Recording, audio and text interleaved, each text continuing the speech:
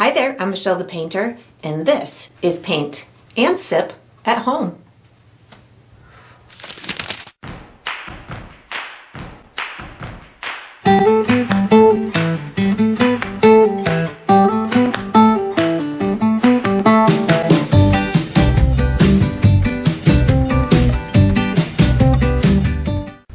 Alright, so today I'm going to be painting single red rose, and I'm sipping on some rose hip tea. And if you enjoy this process, I do hope that you like and subscribe to my channel, and that you also check out my Patreon page where you're going to find additional painting perks such as this one. So this painting that I did today is inspired by a photo that was submitted by one of my Patreon members by the name of Gail Durant. I have a benefit for my Patreons whereby they get to submit photos every now and again, and I'll select some of them, turn them into YouTube tutorials, and I'll send the original off to Gail. So I hope she enjoys this painting. But if you're interested in learning how you could submit your photos or learning more about the Patreon membership program where I have tons of other benefits to enjoy, I have all of that information down below in the video description. So let's get painting and let's get sipping. Alright, so for my materials today, I'm going to be using a stretched and primed 16 by 20 inch canvas. If you're painting along, you could certainly switch up the size, but that's what I'll be using. I'm going to be using acrylic paint today. My colors are titanium white, deep yellow, burnt umber, which I like to call brown, fire red, Mars black, and green oxide. And of course you can switch up those colors if you like, but that's what I'll be using. For my tools today, I have a standard number 2 pencil that I'll be using for some drawing. And then I have 3 brushes from my personal brush line, which is Michelle the Painter brushes. I have a 1 inch wide flat bristle brush, and I have a number 6 and a number 2 round synthetic brushes. I might refer to these as small, medium, and large, or I'll just call them out as I use them. And of course you can switch those up as well. If you're painting along with me, you're probably going to want to have a cup of water for washing your brushes, as well as a paper towel for drying your brushes. And down below this video, in the video description, I will provide you with a few additional resources that can help you throughout your painting process. One of them is a link to my shop where you could purchase the same exact paint kit that I'm using for this painting. So it'll be the same size and type of canvas, the same types of paints and brushes and all the good stuff in between. You can also purchase from my shop things individually, like the brushes from my brush line. So that's there. There's also a link where you can download a free image of the final painting. So you can print that and use it as visual reference as you go through the painting process. And there's also written step-by-step instructions down there for you as well. And that's all we're going to need today. Alright, so what we're going to do for the first step is we're going to be painting a base coat onto the canvas. I'm going to be using my large bristle brush to paint, but I'm going to use my medium number 6 round to pre-mix 2 custom colors. The colors that I'm going to be using in this step are white, yellow, and brown. And what I'm going to do is I'm going to pre-mix myself a beige color, which is just off-white, and then a tan color, which will be a light brown. So I have pre-mixed my 2 colors here on my palette, so you can see where I'm headed. I have my white, yellow, and brown, which are going to create these 2 colors. This is going to be my beige, which is just a little bit darker than my white, and this is going to be my tan. So how I got to these is, for my beige, I used mostly white, and then a tiny touch of yellow, just a little tiny touch, and a little tiny touch of brown. So what I'm going for is just a really soft, neutral tone. It can have maybe a little bit of yellow in it if you wanted to, but I'm just going for a real soft, neutral beige type of a color that will act as a nice highlight to the wall that's behind the rose that we're painting. So that's my beige. Then what I'm going to do, I don't need to wash my brush. The colors I'm using here are the same colors, brown, yellow, and white. Again, it's going to be mostly white, but this time I'm going to use more brown and less yellow. So I'll use a little bit more brown in the equation and just a tiny touch of yellow. I don't need much yellow at all, just a little tiny touch so it doesn't turn too gray on me.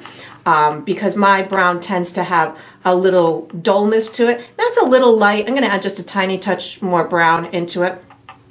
I do want it to definitely be visibly darker than my beige, so I'm just making sure that happens, and it's a little bit more on the brown side, so we'll call this one tan. So once I've got my two colors that I'm looking for, now what I'm going to do is I'm going to pick up my large brush. I'm going to take a lot of that beige color, and I'm going up in the top right hand like quarter of my canvas. So you don't really need any special brush stroke. Oops, I got a little piece of something in my paint. You don't need a very special brush stroke for this particular step because these two colors are really going to cover. Apparently I must not have cleaned my palette as well as I thought. I got little crummies in there. You're going to, these colors cover very well, so they have great opacity to them, so you won't really be able to detect that brush stroke very well, at all once this paint dries. So I'm going to bring this light beige color, I would say about 2/3 of the way down the right, and then maybe about 2/3 of the way over into this left hand top of my canvas. It kind of crosses over that center region, and now I'm going to start introducing or blending in with this my tan color. So I'm just kind of making sure I didn't miss any spots in through there. That looks good. Now I'm going to, without washing my brush, I'm going to pick up some tan plus some of my beige. So I have about equal parts of the tan and the beige, and I'm going to get these two sections to just blend in with each other. This is a great color combination to practice your blending because the two colors are very similar to one another. They're not much darker than each other. They're, the tan is a little bit darker, but when you're learning how to blend, I think one of the easiest ways to learn is to start with two colors that are pretty similar to one another, and you can practice getting that nice smooth blend with those two colors. It's kind of a safer color combination to get those blends. And then as I move towards this left, I'm going to stop picking up my beige and just pick up my tan color, and then get this to go darker and darker as I'm moving towards this left hand side. And I'm just kind of going kind of around that same area because I know that this paint is still a little wet. So blends will be easier if the paint is still on a little bit moist and can still move. So as I am kind of moving away from this area where the two colors are intermingling, I just want to kind of keep blending it until I get that nice smooth gradient that I'm looking for, and then I'm safe to just kind of move away from that area without really caring too much what my brush stroke is. Again, similarly to how we were doing the light area, that brush stroke is not going to be super duper evident, but it will be, where you do that gradient, you'll detect your brush stroke a little bit because of the transition that you're making with those two colors. And then I'm not going to be doing a second coat on my blend, but if you felt that you wanted to make it even smoother looking, you could certainly do the same, let it dry, and then do the same exact process with those same two colors, and you'll get it really nice and smooth. It doesn't have to be super smooth because we are doing a big huge rose. We've got shadows that are going to be going on the wall, so you can make it as smooth as you want or not. And then I'm going to be using, I'm going to use my drawing utensil for the next step. So once you've got this done, you can put this large brush away, take out a drawing utensil, and get ready for the next step.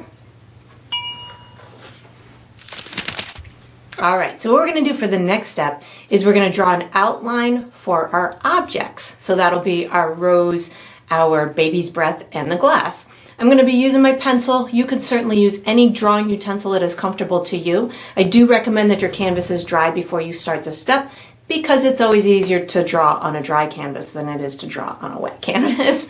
So what I'm going to do is I'm going to guide you through a series of markers. We're going to be connecting those markers, and we're going to have a nice, very basic, generic outline for the flower head as well as the glass, and then we're going to just draw some carefree lines for the stems of the baby's breath little tiny flowers. So first I'm going to guide you into drawing an oval for the shape of the flower head, and then we'll do a kind of carefree exterior silhouette of it that we'll be able to utilize during the painting in process. So I'm going to find myself the center of my canvas, top to bottom, left to right. For me, that's somewhere in this vicinity, right in through there. And then what I'm going to do is I'm going to go straight up from that, and I'm going to come about a quarter of the way up, and then I'm going to go just maybe about 1/2 of an inch to an inch higher than that. Make myself another marker. Then what I'm going to do is I'm going to split the difference between these two, find myself a place somewhere in through here. I'm going to go to the left of that about 2.5 inches, somewhere in through here, give myself another marker. And then I'm going to go back to the center point of these two marks and go over to the right about halfway between here and the end of my canvas. So it would be about 1/4 of the way over the canvas. So I have 4 markers. Now what I'm going to do is I'm going to connect these into an oval shape, but I'm going to have my oval tipped just a little bit to the right, so it'll drop down a little bit in through here. This does not have to be a perfect oval. This is just something that's going to get you started to create that shape of the flower head. And whenever I'm doing these kind of compositions, if you will, with flowers or something that can be seemingly complicated with all the little fine-tuned detail, I do like to try and find myself a kind of a basic shape to start out with and then work off of that. So mine's tipped a little bit to the right. This will just give me a good place to start. Now that I've got that, now I can just make some carefree little edges to the petals. I'm going to have a little bit more drooping down in through here because I am following a photo reference, so I'm using that as my kind of inspiration where I place my petals, but you could certainly have yours in different formations if you want. So I'm just going to kind of start somewhere in this vicinity and give myself just a little kind of edge like that. I've got another kind of petal coming off like this, and I'm really just looking to give myself an exterior shape at this point, and then later on through the process, the painting process, I'll be able to make these look more realistic, and we'll put a lot more detail into the flower itself. But you can see how I'm not just going loop, loop, loop, loop. You could do that for certain types of flowers, but this particular flower, I've got lots of petals that are just open and kind of splaying out in a little bit different formation. So I'm trying to capture the essence of that. I've got a little kind of flat edged one up in through here, so I'm just going to kind of mimic the shape on that one. And there's a big kind of round one over in through here that I can kind of capture that. There's a little piece kind of sticking out over here. And again, I'm going for a replication of a photograph, but you could certainly, I mean, you don't have to follow all of these little tiny details in through here. If you want yours to look different than this, you could certainly, you know, take a picture of your own rose. I'll show you how to create the composition of any rose, but this is just giving us a nice basic shape to the exterior. So now I'm going to put my stem on my big rose. I'm going to find myself the center at the bottom of my canvas. So somewhere in through here, it's about maybe a 1/4 inch wide at the bottom, and then I'm going to go straight up to my rose and over to the right a little bit because the stem is a little tilted and it's a little bit wider up at the top. There's also a little bump out or knuckle, if you will, on the stem somewhere in through here, so I'm going to put a little bit wider part in through there, and then I'm just going to kind of connect these in through here. This is just going to kind of come down and meet this knuckly part.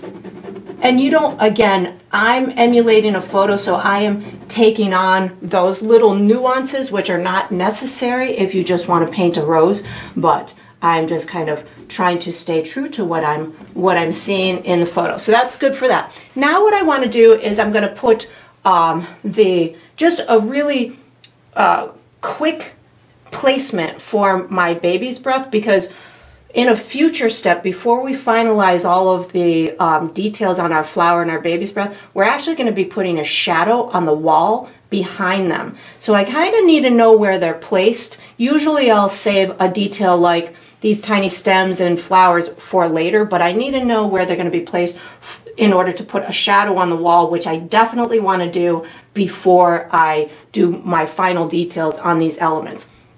So again, I'm going to kind of follow my photograph in a sense. So all I'm going to do, I'm not going to do widths on these stems. I really am just looking for some placement. So it comes out like in a 3-prong.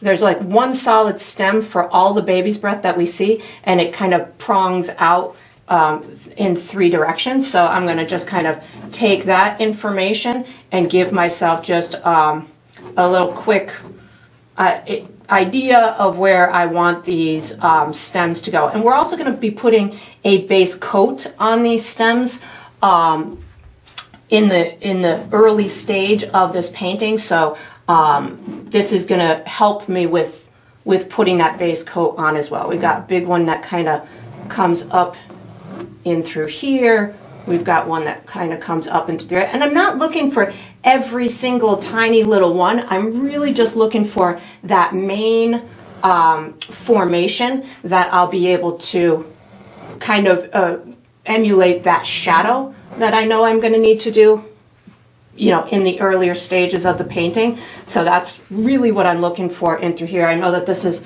we've got lots of little ones, kind of like a big cluster of them up and through here, and then there's a cluster of tiny ones in through here. But again, I don't want to get lost or tied up in these little tiny marks. I'm really just looking for placement.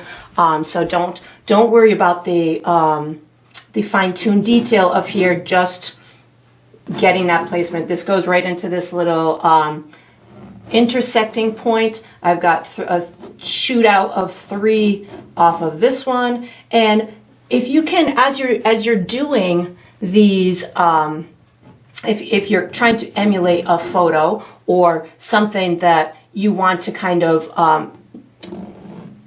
grasp a lot of the similar details to it, trying to break it down into these simple steps is the easiest way for me to go about doing it. I found my main branches, I've placed them. I'm even looking to see how far out this area of the baby's breath goes based on the outside of my flower, so I can use the placement in relationship with that main object that I did. So I have my main object here, and I'm seeing in the photo that there's lots of little baby's breath that are a little bit higher than my actual rose. So that tells me, okay, that's the height that you want to go. And then I can see that it is another area in through here is about that midway point of that flower. So that looks pretty good. This is definitely out farther than that. Now I'm just going to put my placement of my glass on.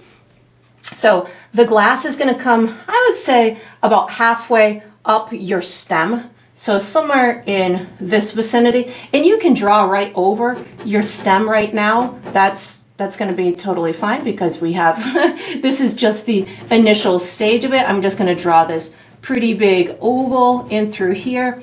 Let's see, it actually comes right to the bottom of here. And again, I'm watching in my photo like where this piece of stem kind of pops out of the glass. So I'm just kind of watching and placing it in a similar place as the photo. This might be a little high up that back. That's all right. And then I can just bring these down at a little bit of an angle towards the bottom of the canvas. And then that's all I'm going to do for my outline. We are going to be using the medium brush, the medium round, for the next step. So once you've got this done, you can fiddle with it all you want, but again, the placement of the baby's breath is not super important, but you know, if you felt that you wanted to manipulate it any, feel free to do so. And then you can put your drawing utensil away, take out your medium round brush, and get ready for the next step. All right, so what we're going to do for the next step is we're going to do the base coat for our baby's breath and our flower, our rose. I'm going to be using my number 6 round brush. The colors that I'm going to use are green, yellow, brown, red, black, and I'm going to use probably that beige color as well. So what I'm going to first do is I'm going to put the base coat of the stems on. Then I'll do with a custom olive green color. Then I'm going to do my base coat for my rose with a custom dark red color. And then we'll come back and pop in the little baby breath buds with that beige color and maybe something else. So I have made 2 custom colors, which is my olive and my dark red. So this one right here is my dark red that we'll be using for the flower. How I got to that is mostly red with just a tiny touch of black. And I stress the tiny touch of black because the black will very easily take over your red and turn it black. So just to add a teeny touch at a time and keep spinning it until you can't spin it anymore, because it tends to, for me, get darker and darker as I spin it because I have the little bit of black on my brush. So it just keeps getting darker until it's well spun and I can see that that's a pretty good color for me. I also know that it'll get a little bit darker as it dries on my canvas. So that's looking pretty good. Now I'm going to wash and dry my brush and I'm going to create my olive green type of a color. So I have it pre-mixed right in through here. How I got to that is almost equal parts of green, brown, and yellow. So there's my green, there's my brown, and there's my yellow. And then I spin it together. And if it's too yellow, maybe I'll add a little bit more green. If it's too brown, maybe I'll add a little bit more yellow. But I'm going for kind of an olive green type of a tone. And my green oxide is a little bit too vibrant and saturated with vibrant green tones. So I wanted to kind of earth this down a little bit, or earth it up a little bit, and add that brown and yellow to get more of a olive green type of a color. So once I've got this color in through here, what I'm going to do is I'm going to start, I'm going to use it for the base coat on my stems. So you can do, I'm just going to do them with a flat, well, it's not going to end up looking flat because of the light base underneath it, but with just a single color on my brush. I will later on, when we go through the painting process, or the detail process, I'll be adding different tones to these stems, but right now, again, I'm just looking to have my placement started, as well as I want a base coat on these so I can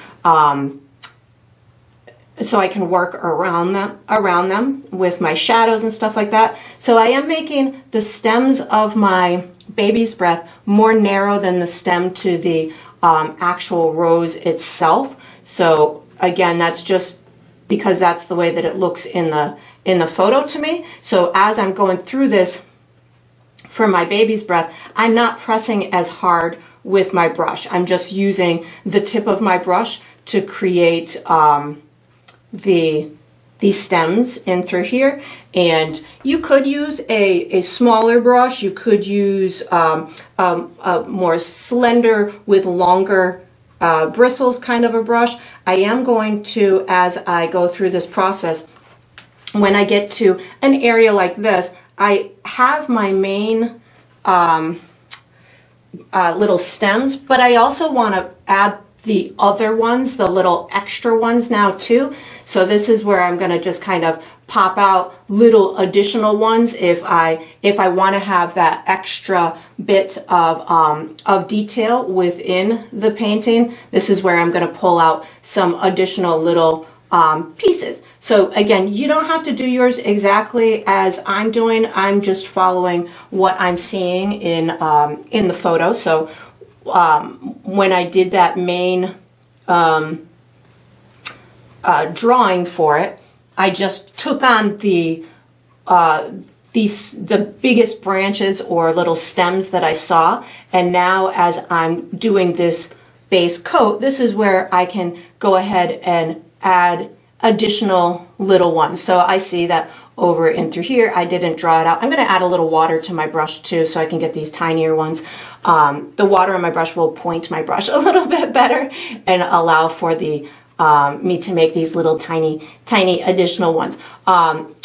So when I did that first pass with my pencil, I was just really, again, just looking for placement on the branches, but now I'm adding those additional little pieces in wherever I feel that that I want to add them or I see them, and I'm doing the little baby's breath branches first because they tuck behind my flower, and I know that in a minute I'm going to want to put that flower on there, and by doing this first it allows me to kind of bump into my flower and allow me to have that that little piece of that stem kind of tucked behind the flower, as opposed to it looking like those little pieces are disconnected from the flower. I really want them to look like they're tucked behind. So that's why I'm taking this moment to do them first before I do the flower. And again, you can certainly have yours in whatever formation that you want. You might find as you're going through this process that you want yours to be more dominant or bigger, or maybe even a different color. Maybe you want the surrounding information on this rose to be a different type of little wildflower or something. That's going to be totally up to you, but allowing yourself the freedom to kind of understand the placement and getting the composition kind of where you want it before you start adding all those additional details is helpful when you're building a painting like this. There's a ton of little stems and stuff up in through here, but I'm afraid I'm gonna run my hand through all of them because they're still wet, but I'm trying here. Just a little kind of gently touching my canvas with some thinned out, well, not necessarily thinned out, but a little bit of water on my brush in order to allow me to get these little tiny marks. So as you're going through your process, if you're finding, oh, I can't get those little tiny lines, you could certainly switch to the smaller round brush. But I'm finding that they're a little bit more narrow. These little stems are a little bit more narrow towards the tip of the where the little blossoms are going to be. Think of it like branches on a tree, how they get a little bit more narrow as they go farther away from the main trunk. So when I'm doing these type of compositions, when I know that there's some kind of life in the, at that trunk, I know that my little, everything that goes away from that will tend to get smaller and smaller. So those little branches will get smaller and smaller, those little stems. So that's looking pretty good. I'm going to wash and dry my brush. While that's kind of drying, I'm going to do my base coat for my rose. On this step, I'm going to be using a semi-directional kind of brush stroke. I'm going to start in the center and just kind of use a circle brush stroke to get myself out of that center. I'm only doing this because I know that my paint is transparent and the formation of a rose's petals come out from that center point, and it almost makes like a spiral as it comes out. So in the event I have a lot of streaking and stuff in my paint as it's drying, this will not detract or distract me from my end result. So if I was to just kind of go left to right, I may have some weird streaks throughout the painting as I get towards those last, those final steps. But I think I think that's a good spot. You want to start the spiral where you want the center of that, of your flower to be. And I'm thinking that that's pretty good spot. And then as I get towards these edges, I'm just going to kind of make sure that I go right up to my pencil mark and or up to those little stems from the baby's breath. So whichever is closer, or you just definitely want to make sure that they, the edges overlap your little stems that you have for the baby's breath. Again, you don't want those to be disconnected, so I'm just going to kind of, as I reach a baby's breath or a stem, just make sure that my red overlaps that. And you'll notice as my paint, as my red is drying, where it is thicker, it's going to be darker. Where it's more thin, it will be lighter because it's taking on the color underneath it. So I have a light base underneath it, so that's where that streakiness is going to come into play, or those different varying tones of the red.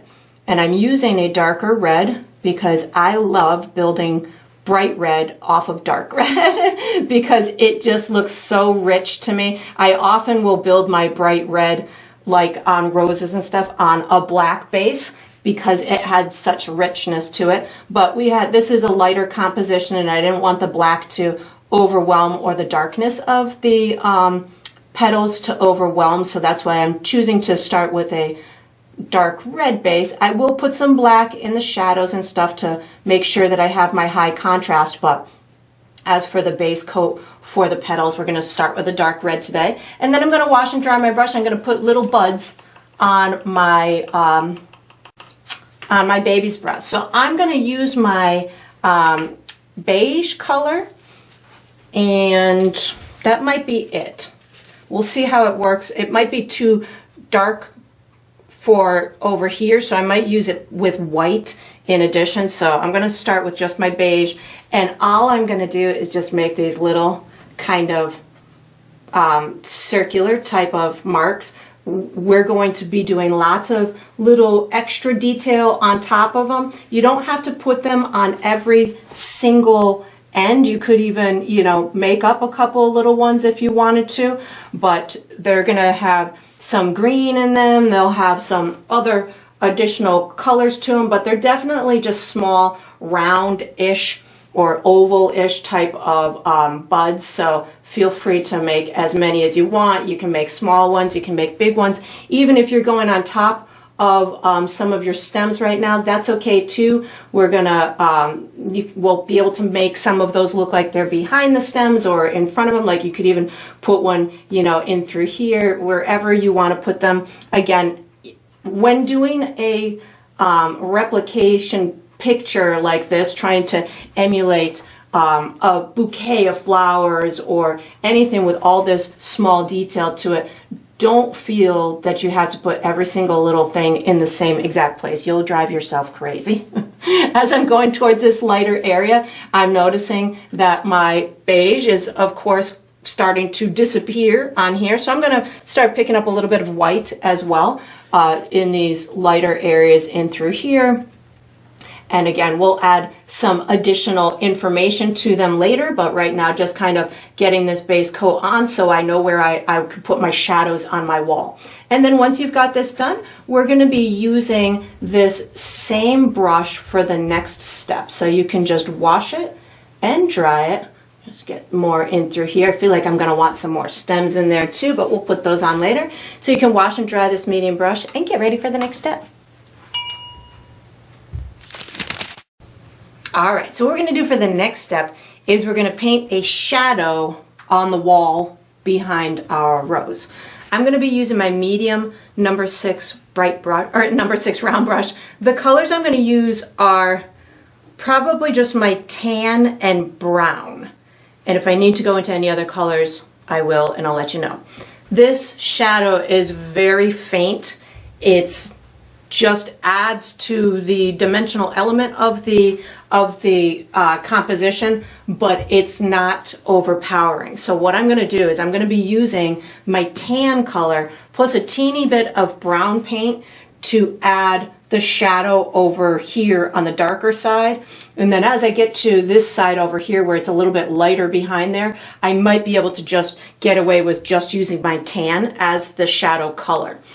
The light source, it appears, is like there's multiple light sources. It looks like there's a big one over on the right hand side, but then it also looks like there's probably one in this direction but far away, because the shadows are pretty diffused on the wall and they're kind of a little bit below these guys in through here. I don't even really see a shadow of the main flower. I'm seeing more shadows of the baby's breath. So not quite sure how that's happening, but it is. So that's what I'm going to emulate, just the shadows of these baby's breath. The shadow of the rose might actually be down below, if I had to guess.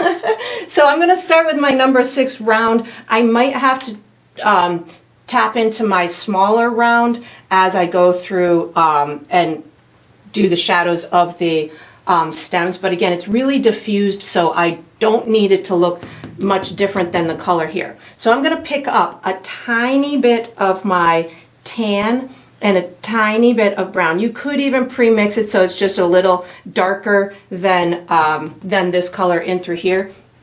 And the way that I'm seeing it is I've got this stem kind of shadowed on this back wall. So I'm going to just kind of take a little bit of this color and just kind of bring out. You can even, you'll see I'm going to paint in conjunction or even over some of my stems so I don't get lost in the process.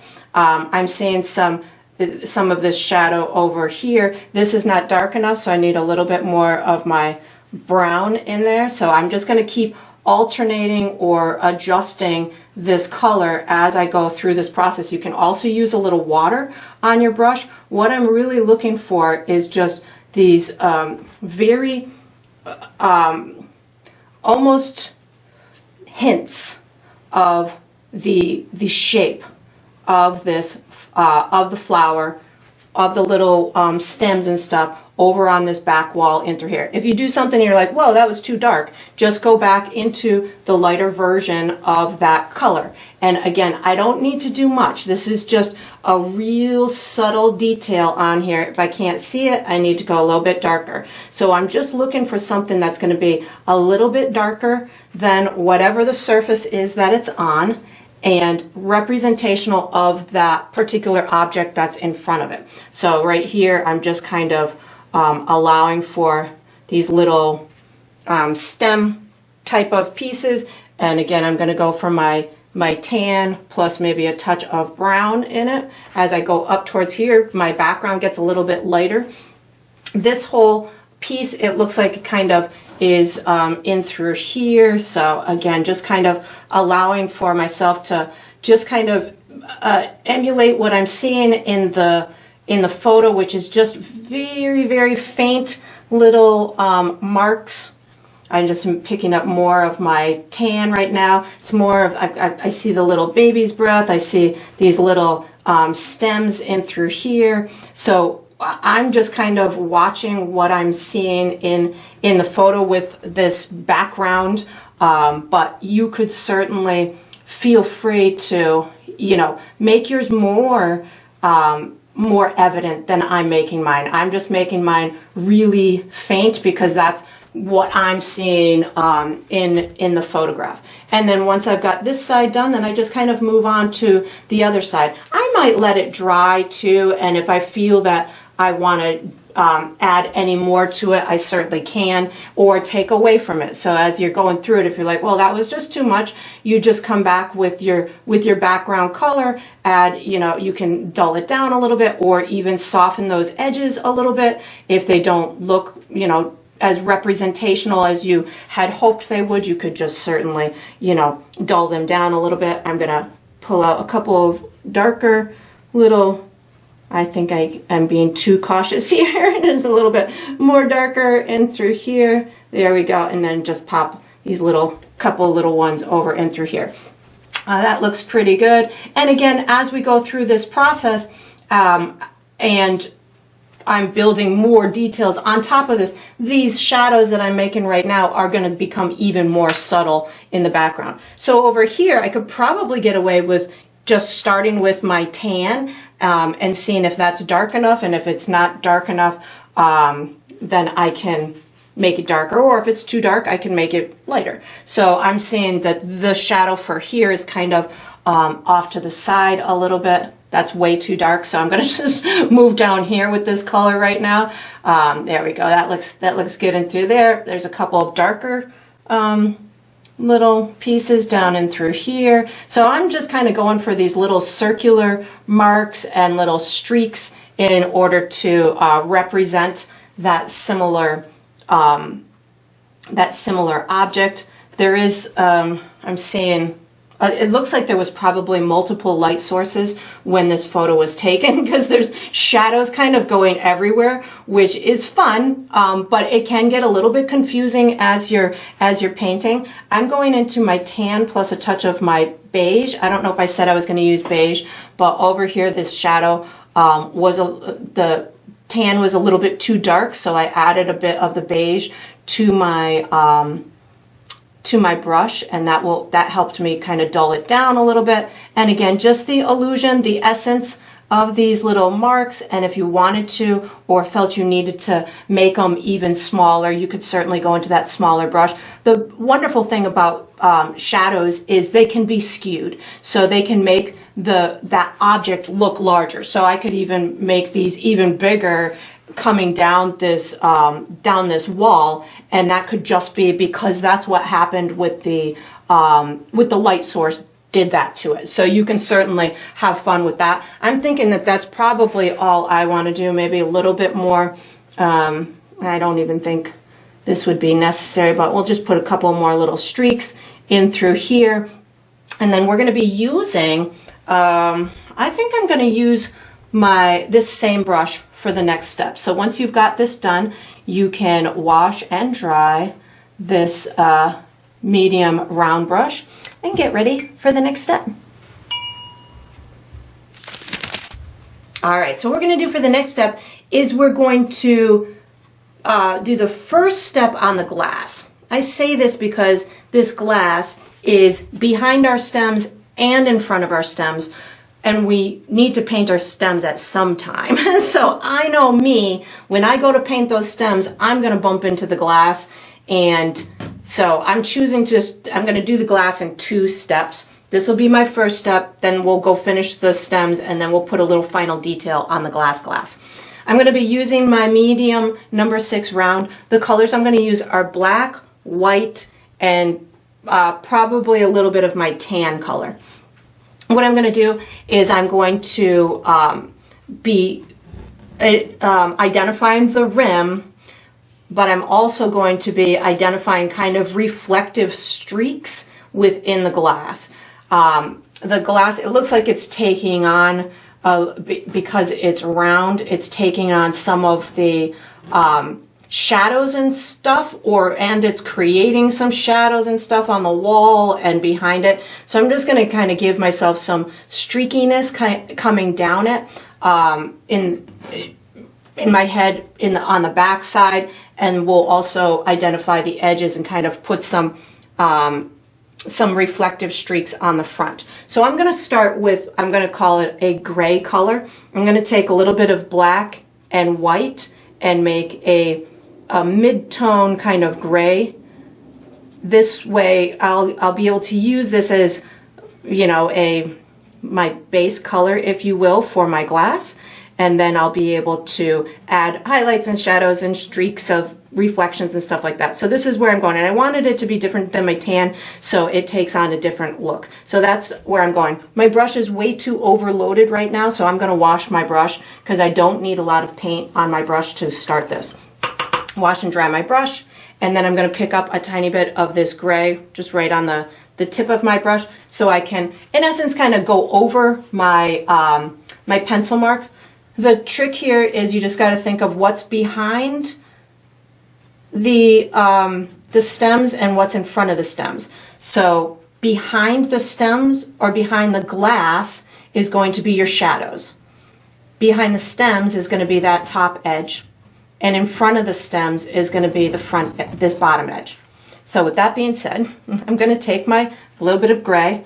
I'm going to make myself a line here right on top of my shadows. And if you screw this up, don't worry, you still have the stems to go. So when we do those stems, you'll be able to because I'm bumping into my stems right now, and this is why I needed to break this step down into two steps. So now I'm bumping into my stems because I know I'm not that good at kind of avoiding them, but I needed to know where they were for multiple reasons, so it's all right now to bump into them.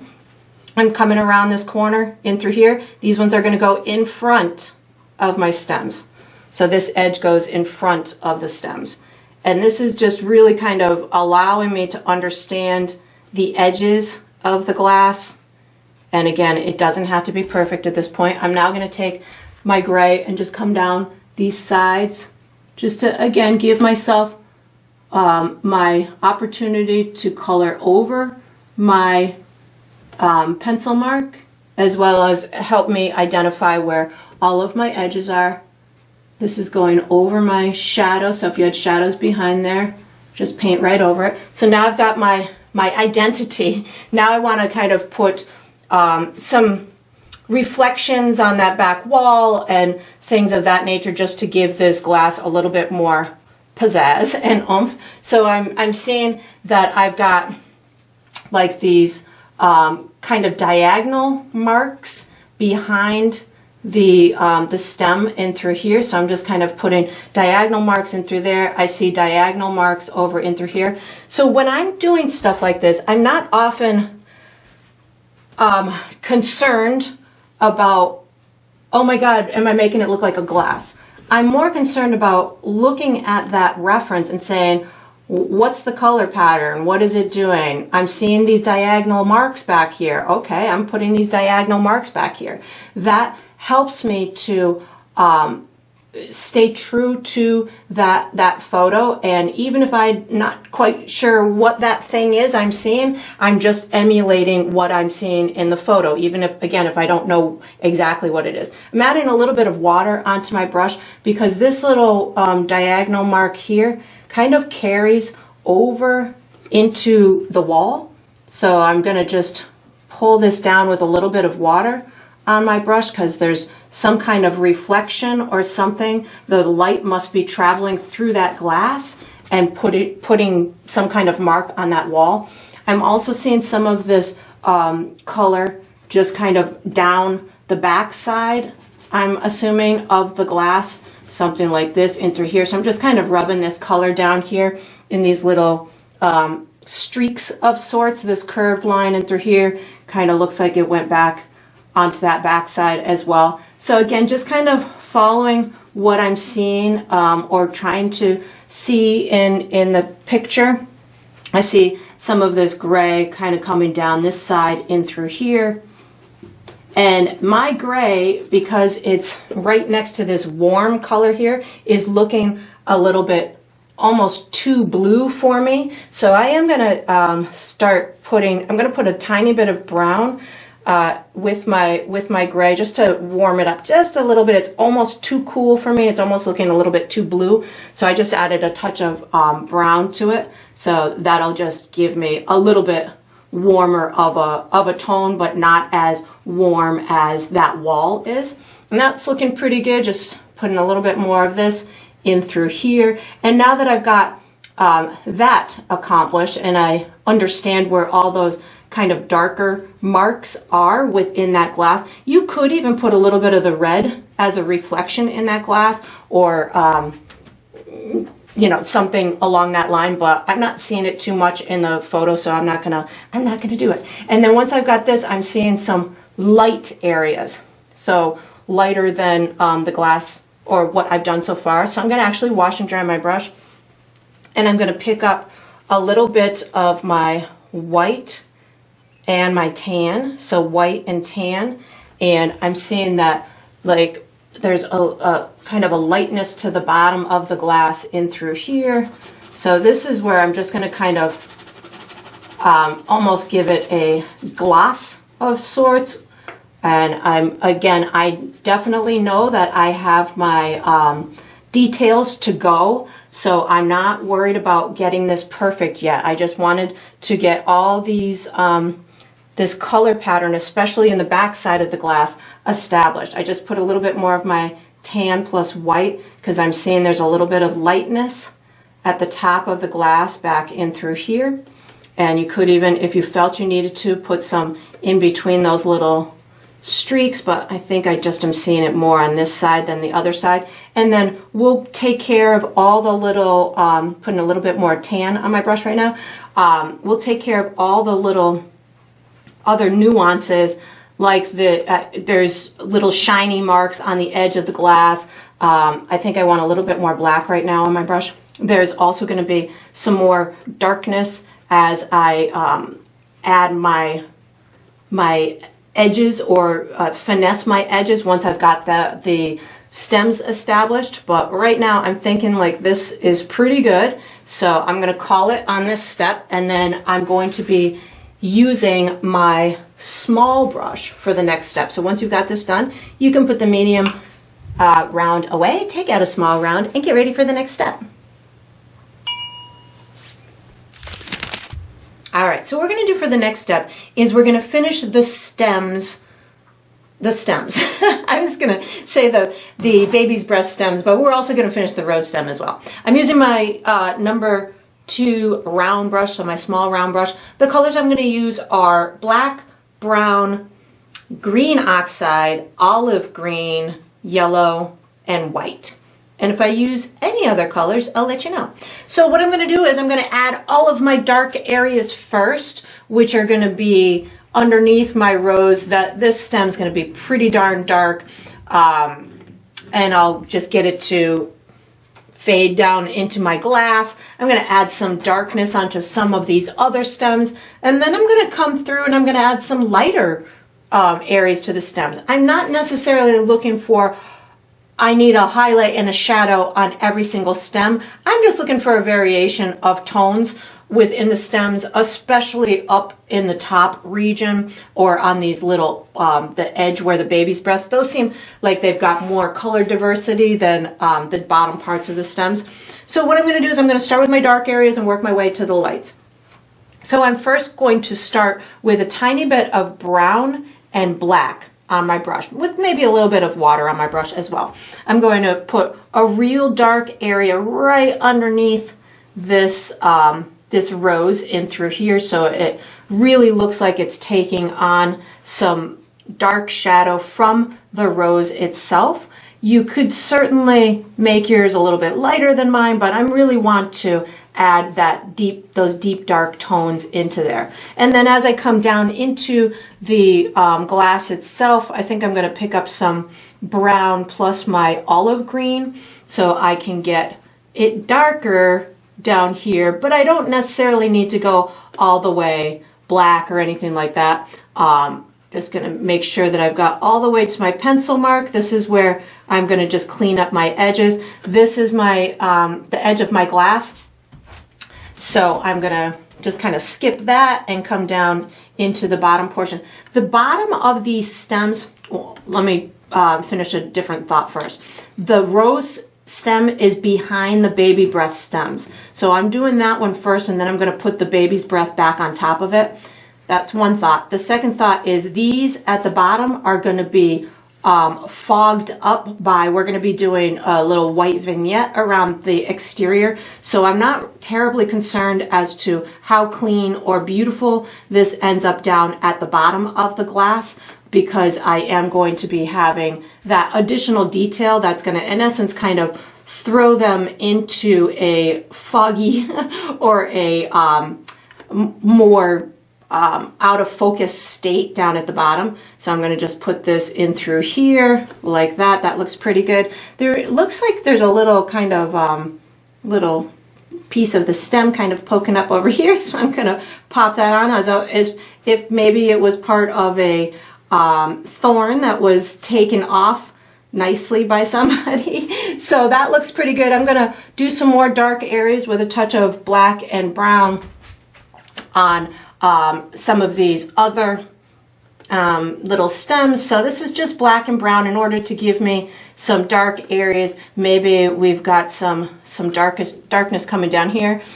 So right now I'm going to switch back and forth between brown, black, and my olive green in order to get my dark areas. I'll most likely be putting a lot of darkness towards like those knuckle areas. It's not the right terminology, but the area where the stems kind of converge into one spot, like in through here. So I feel like there would be some extra kind of shadows and stuff in through there. This is where you can see I'm putting my small little one on top of my back one, just making sure I've got that all colored in. That looks pretty good.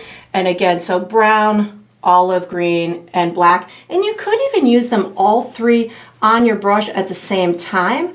That way you get a better chance of having a well diversified kind of color variation within the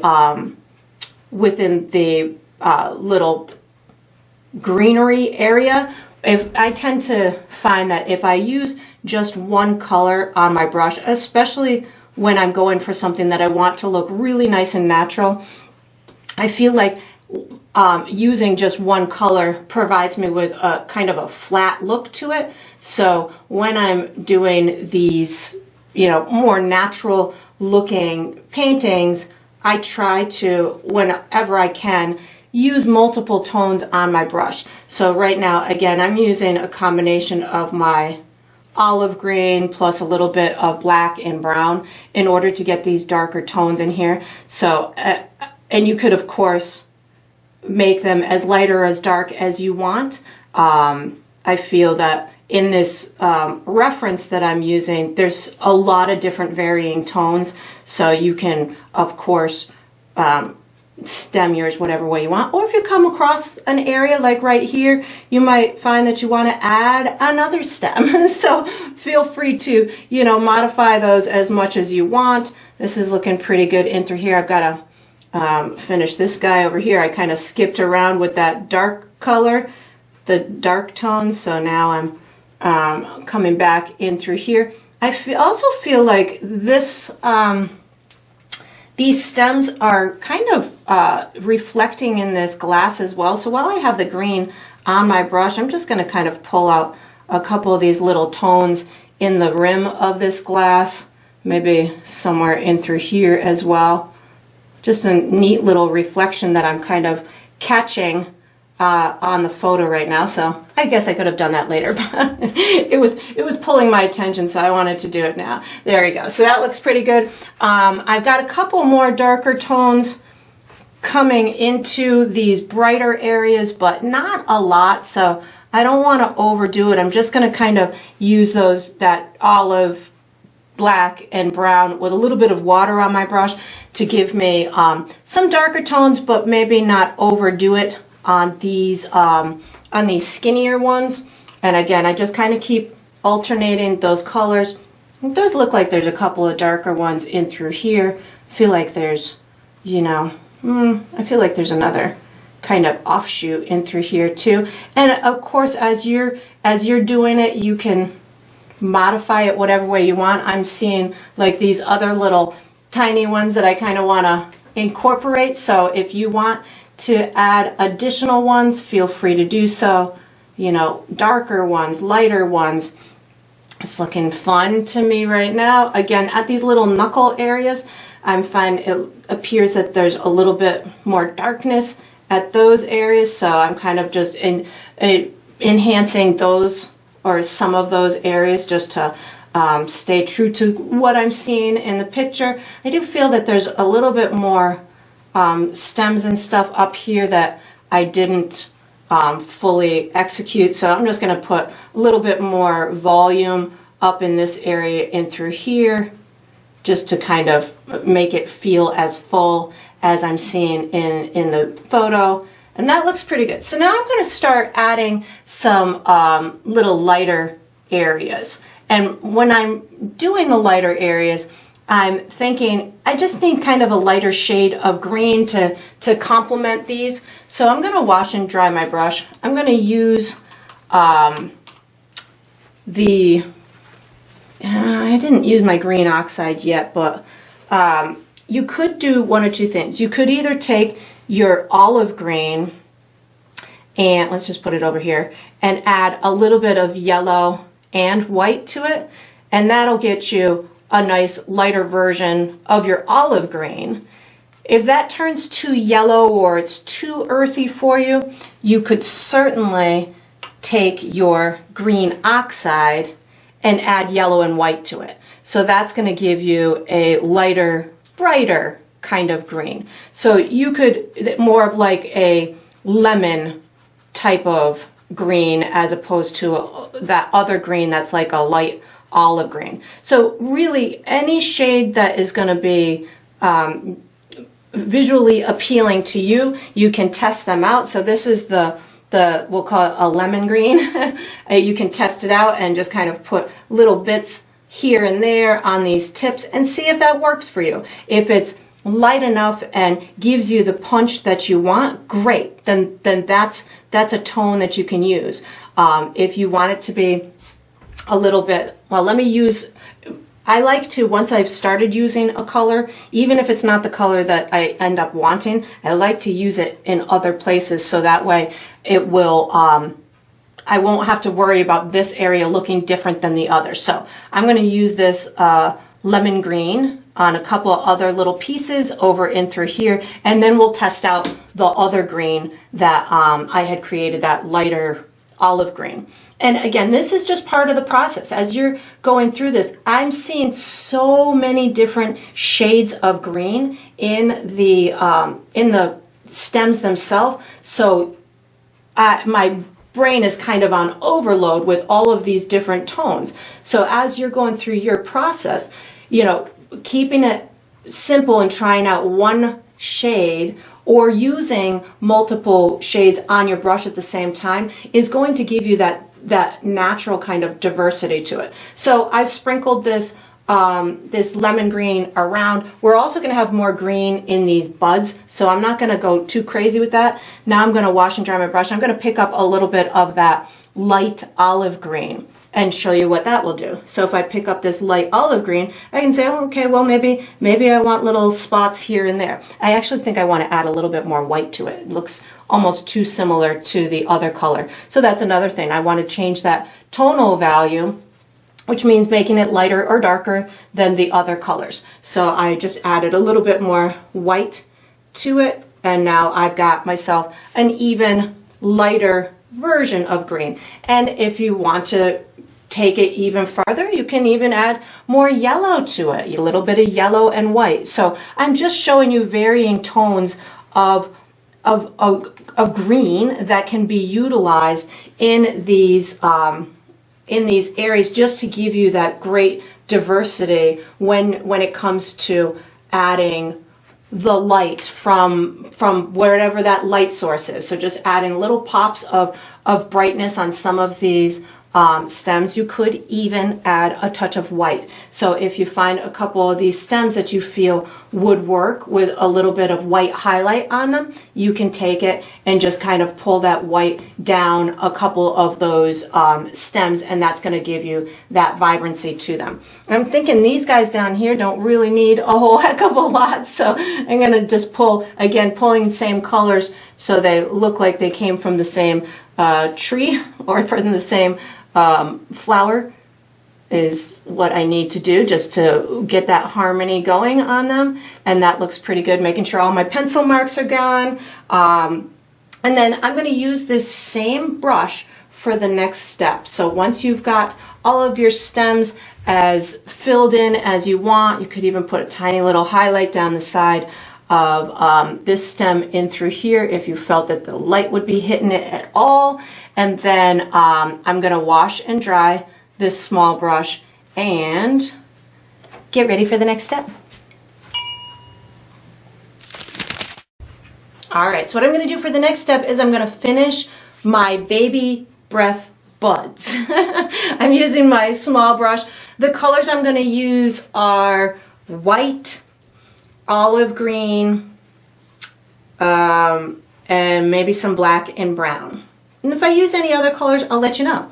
So what I'm going to do is I'm going to almost put a little cup at the bottom of these little flower buds that we've already started with my olive green, and then I'm going to add a little dimension to the bottom of them as they're coming out of their stem with maybe a little bit of black and brown, and then we'll add little highlights with maybe some more white. So I'm going to start with just my olive green, and I'm going to take and I'm going to say, all right, well, I've got a bud in through here, so I can just give it a little kind of bottom to it like that. You might find as you're going through this process that you want your buds to be even bigger. So what I'm going to do in that case is I'll just pull the that green part that I'm doing, I'll pull it down that stem a little bit, so that way I'm not covering up too much of that bud itself. So you can put it on the outside of the bud, I think is kind of what I'm trying to say.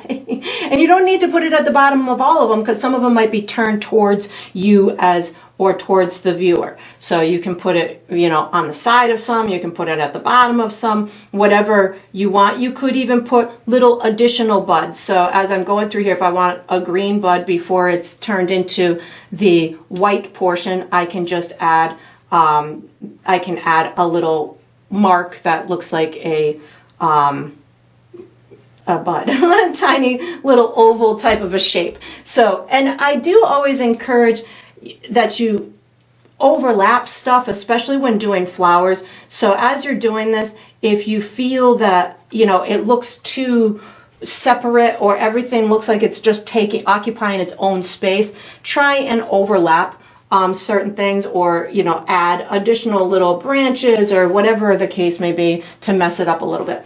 So again, I'm going over in through here.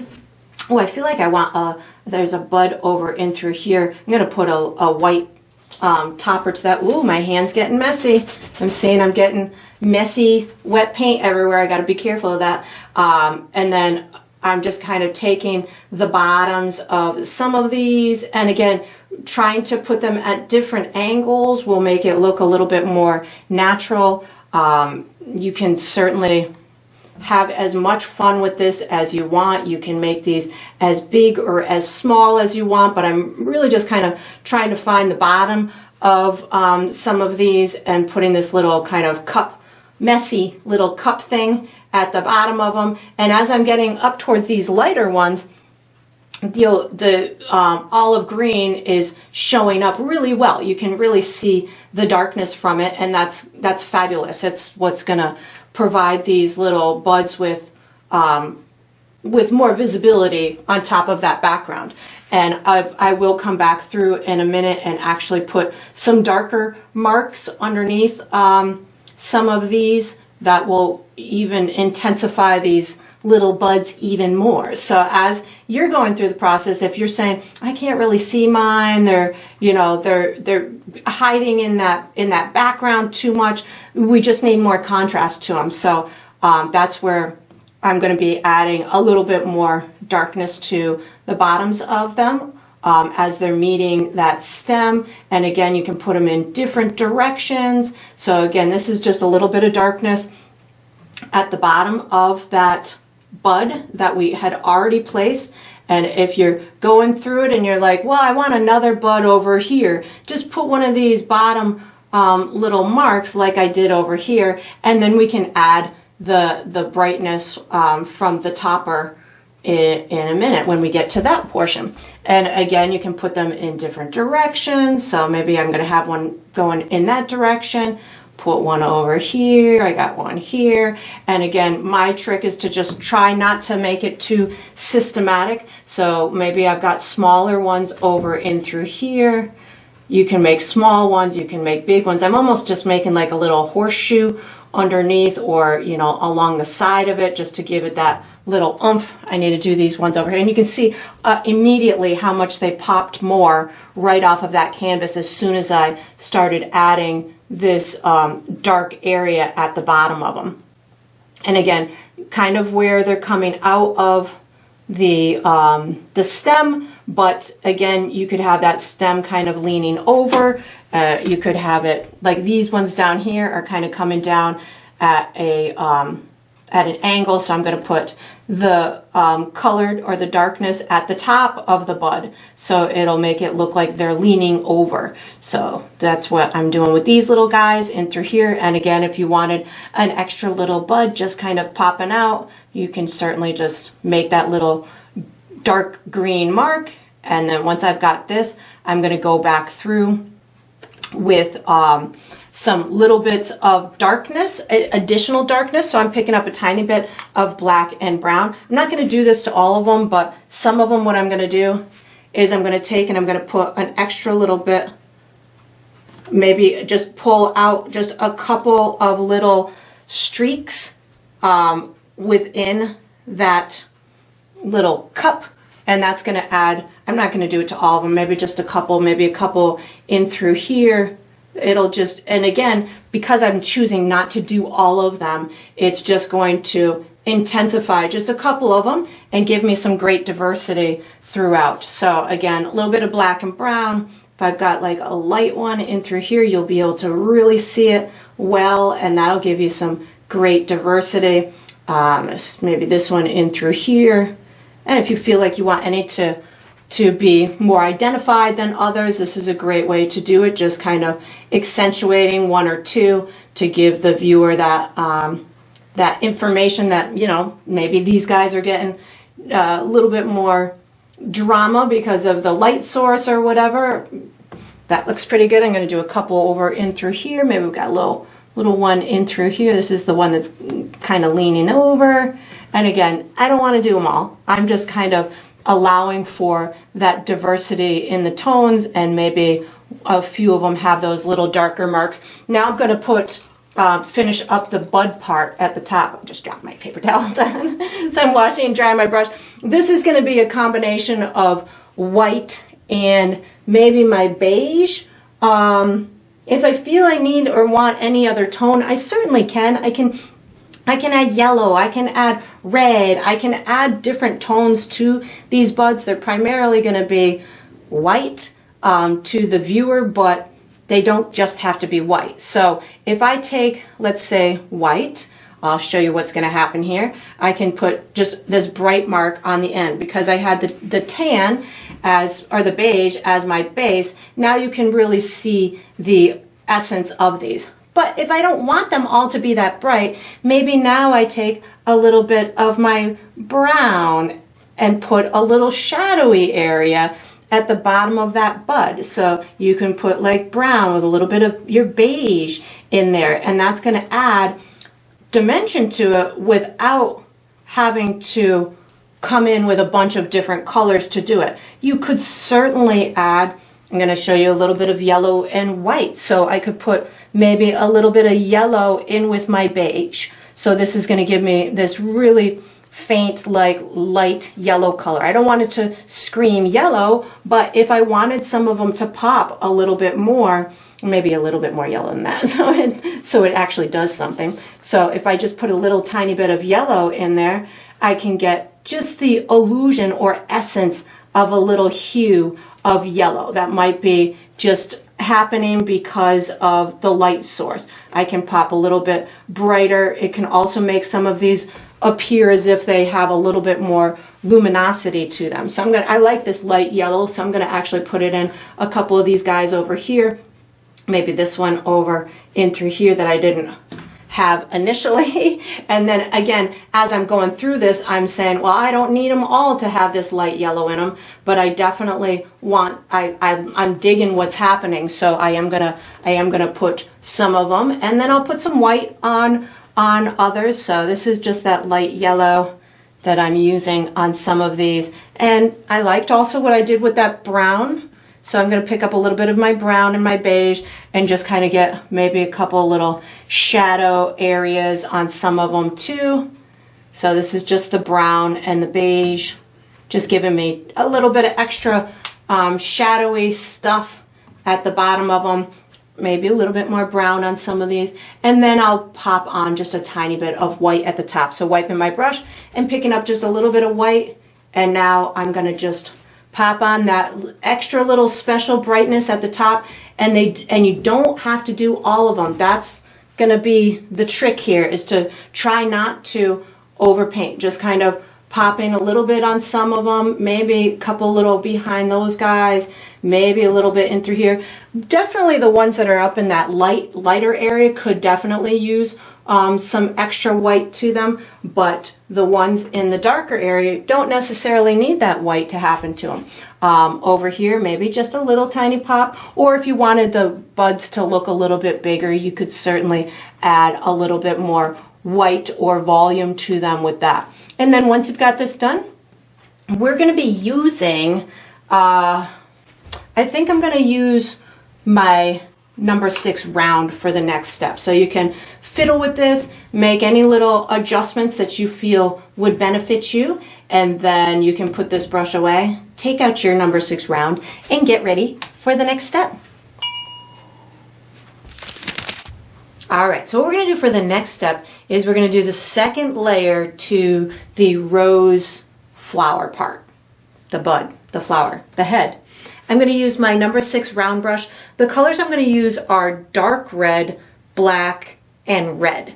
And what I'm going to do is I'm in essence going to be starting all my shadows, which are going to be the deep dark areas between the petals, as well as giving myself kind of a roadmap as to how I want these petals to be laid out. And keep in mind, I'm emulating a photo, however, I'm not going to beat myself up about getting every single petal in exactly the same spot it is on the photo. But what I am going to do is kind of give myself a pretty basic roadmap as to where the main petals are, where the center of the flower is, and give it a good likeness to the photo. So what I'm going to first do is I'm going to start with kind of outlining where I want the petals and the center. So the center is going to kind of keep me grounded as to building everything off of that. But I know for me, it's probably going to be easiest to,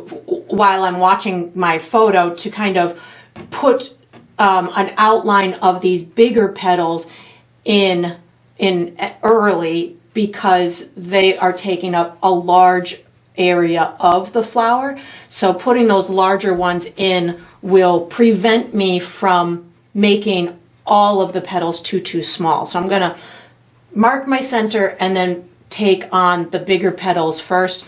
I can also use these little divots along the edge to kind of guide me into where those petals are in relationship to those divots. So I'm going to start with a little bit of black and dark red on my brush at the same time. My dark red is going to help control how much black I use and make it so I don't go too out of control. So I'm going to have my center somewhere. I've already kind of got it designated here with that original spiral, but I think I'm going to kind of make it a little bit larger and kind of up it just a little bit to the right, almost so it's kind of parallel with this one in through here. So that gives me an idea of where I want my center. I can even kind of give myself a couple little darker marks around it to start those shadow making formation around the center. So now that I've got that, I'm going to always keep my attention to there, because that's where all of my petals are going to be kind of opening from. I do have some very large ones on the exterior, so I'm going to kind of tackle those ones first. So I've got a big floppy one right in through here. This is the edge of just one petal, and it kind of crosses over into this little pointy part in through here. So I'm going to take and just give myself a little bit of a diagonal kind of mark in through there, just kind of allowing myself to meet this little point here. You might not have the same kind of points as I do, but this is just giving me an idea of where I want to place these. So I also have this little divot in through here. This big petal is sitting underneath kind of a big row of petals in through here. So I'm going to take from here and give myself a little bit. I'm going to hit this mark right in through here, and I'm going to give myself this long kind of ripply line that's going to end up over in this area in through here. So I'm going to just take this, give myself a long kind of ripply line in through here and end up somewhere in this vicinity. Now, as I'm doing this, I don't necessarily want super firm, dark, black lines. So as I'm doing this, I'm thinking of it more of a guide for myself to understand where these, where the edges of these petals are. This is going to end up being really dark in through here and then kind of emerge out into the bright part of the petal in through here. So I can get away with it being pretty dark, but if you're going all the way black and it's too black for you, just pick up some of your dark red and get it to kind of fade out. That'll help you to, again, control that darkness. We can add more darkness to it in a little while, but this is just kind of getting us started. So I've got a big petal here. I have a petal here.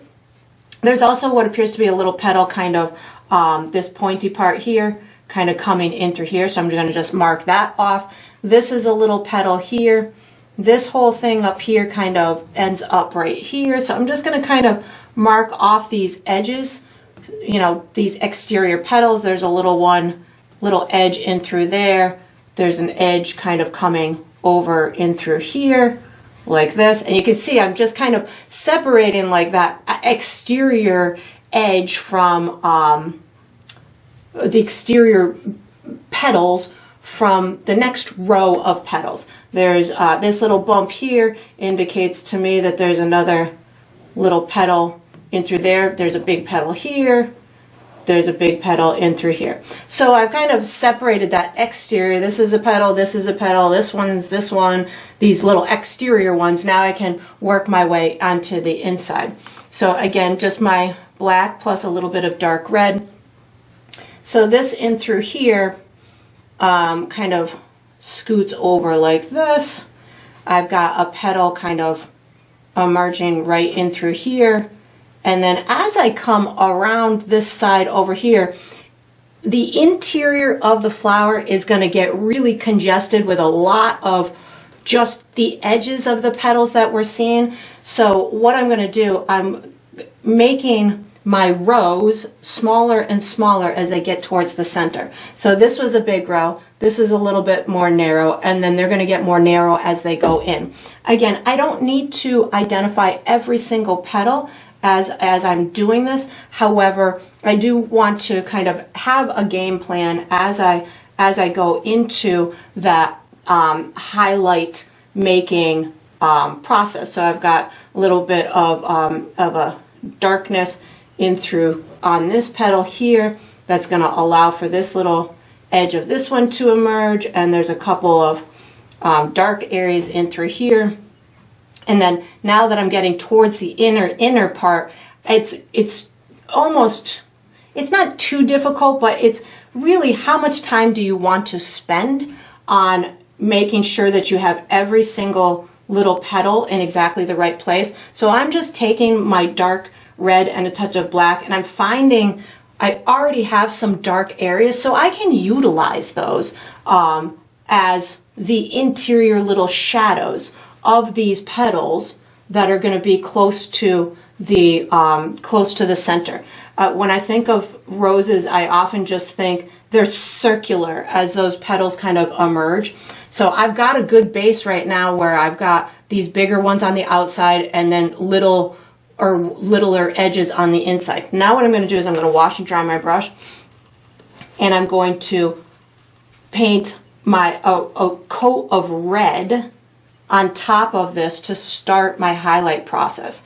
So I washed and dried my brush. I'm using my fire red, not my dark red, and I'm going to say, okay, this petal right here, I've got a big highlight in through here. So this is where I'm going to utilize my red as my highlight color, and it's going to start to build those that volume in those petals. So if I've got a little part that bumps out in through here, I can put a little extra red in through there.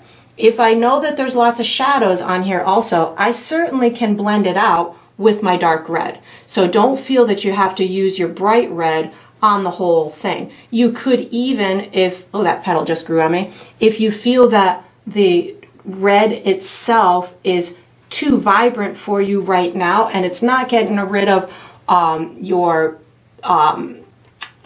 the little streakiness, you could certainly just do a second coat of that dark red in these little petals initially, just to make sure that you have good coverage before you hit them with that vibrant bright red. So that's what I'm doing right now. I just feel like I don't want to have it too streaky. That first one was a little bit too streaky for me, so I'm just hitting it with another layer in the lighter sections with my dark red, and then I don't really need to do the center, but these bigger ones on the exterior, and this will just help my blending a little bit more, because it wasn't going the way I wanted to with just the red. So these are the decisions that you make along the way. So I had a plan. I thought it was going to be just red I was going to use as that second pass, but it was too streaky for me. So I made the decision to come back with just the dark red,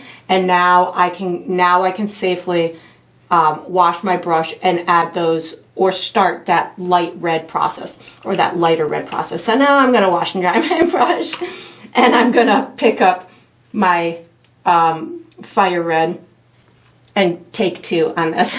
So as the petal, like this one, as this petal kind of flops over, my light part is going to be up at the top. And I'm not going for my final layer right now. I'm just going for the start of these of this more vibrant red tone. So this is just a second layer of the red, or of my fire red, and I'm not putting it on all of the petals or the whole area of the petal, just where I feel that I'm going to have the brightest tones in it.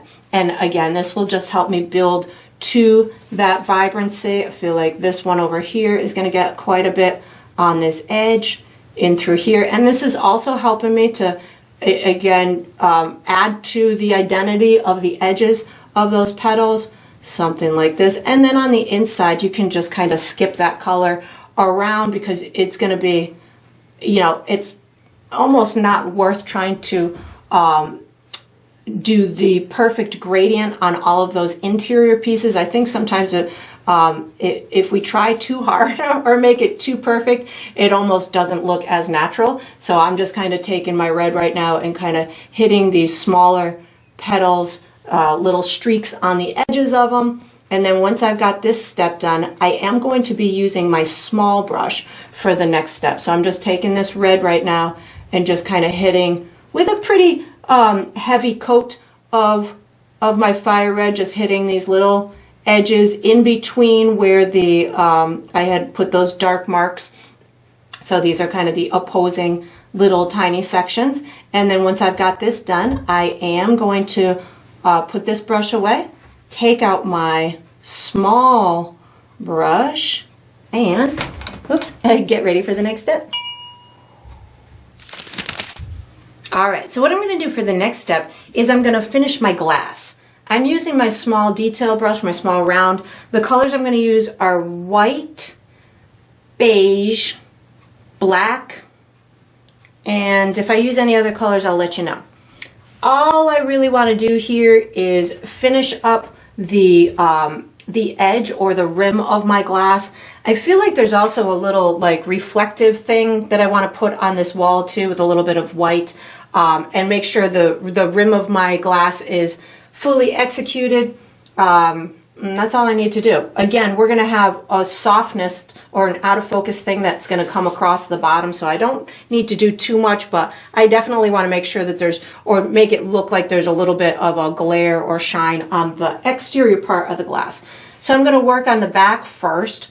I feel like I want to put a little bit of beige in this back area. I feel as if it might need a little bit more intermingling with that background. So this is just a little bit of beige on my brush, allowing for, and it'll turn a little bit darker as it dries, but this is just gonna get me here. And if you bump into your stems or anything along the way and you need to fix it, you can certainly do that. So as you're doing this, if you bump into a stem, you can just come back on top of that stem and clean it up. I'm going to pick up a little bit more beige here to put almost like a little twinkle highlight on the top of that glass in through here, as if it's being illuminated by whatever that light source is. I'm going to pick up a tiny bit of white too. There looks like there's a fun little, yeah, a little bit of white in through here. Looks like there's a fun little sparkle on that wall. It might be just coming, or sparkle on the glass, something like that. A little bit more white. Looks like there's another, this area is a little bit bright in through there. And then while I have these light colors on my brush, I'm going to put them elsewhere. So I feel as though I want a little bit of white and beige over on this wall over here. I'm going to put a tiny bit of water on my brush too. I feel as if there's like a reflection of sorts coming through the glass onto this wall in through here. So I'm putting water on my brush to just get this to kind of blend out and add this little bit of a reflective shine onto the wall. That looks good in through there. Just kind of blend it out like that, so it just looks like it's coming through that glass. If you feel, I feel like there's a little bit more of that stuff inside the glass in through here, so you could certainly just kind of tweak and put little I'm watching the color pattern, so I'm seeing that there's these other little kind of bright spots within that glass, so I'm just trying to emulate that. Again, this is water and the beige color, and just kind of putting those little reflections. I'm going to put a little bit in front of the glass in through here. I'm just going beige plus a little bit of water on my brush to just get a little shine, almost dry brush, scrubbing it. I say dry brush, I have a little water on my brush, but like a scrubbing, scumbling type of a technique to just give myself that almost like a glaze or a haze over it. And then I do feel I need a little bit more darkness in some of the reflections on the glass. So this is where I'm going to pick up a little bit of black and brown plus a touch of water on my brush. I feel as though I need to accentuate the edge of this glass more in through here. So this is black plus brown just to kind of get that on there, and it kind of not necessarily disappears, but definitely kind of fades or almost goes into that wall color as it goes around that corner. So black, brown, and water. Same thing over here. I feel as though it kind of is darker around this corner and then just kind of fades into, as it goes around that glass, kind of fades into that the background a little bit. So I'm just amping up the darkness on the edge of this rim in through here. And there's also, I feel there's this pretty cool, it looks like I put my stem a little high in through here, but there's this kind of cool reflection of the green, which I talked about earlier. I'm going to put a little bit of that in through here. It looks like there's a little squiggle mark, maybe the fluid in there or something. Something's bending the light of that. I'm going to pick up a little bit more beige to separate the edge of the glass from that little reflection in through here. That looks pretty cool. And then picking up a little bit more of that beige. I'm digging how that beige is kind of interacting with all of this, because it's almost as if the glass like disappears a little bit over on the sides or the edges. It's definitely very translucent or transparent, the glass, so which most glasses typically are, but on this one it really almost fades out and disappears. I just picked up some of my tan. I didn't say I was going to use tan, but I kind of wanted to dull down this edge just a little bit in through here. That looks pretty good. Maybe a little bit kind of coming in through here. That looks good. Now I'm going to put a little bit more shine on that edge right here. So right along here, this is my beige that I just picked up, put a little shiny spot in through there, picking up a little bit of white, give myself another little shine polka dot in through there. I'm going to go for a little bit more of my tan to just kind of separate this little reflection from that dark edge that I just put. And then I want to put a little bit darker value down this right hand side. So I think I'm just going to pick up a touch of brown with water on my brush and just kind of darken this up just a itty bitty bit, maybe a little bit more black. Sometimes I'm a little too cautious. Looks like the light is bending around the edge of this glass as well in through here. And then I'm thinking that that's pretty good. If you felt like you wanted to do anything else, I just picked up a little bit of beige.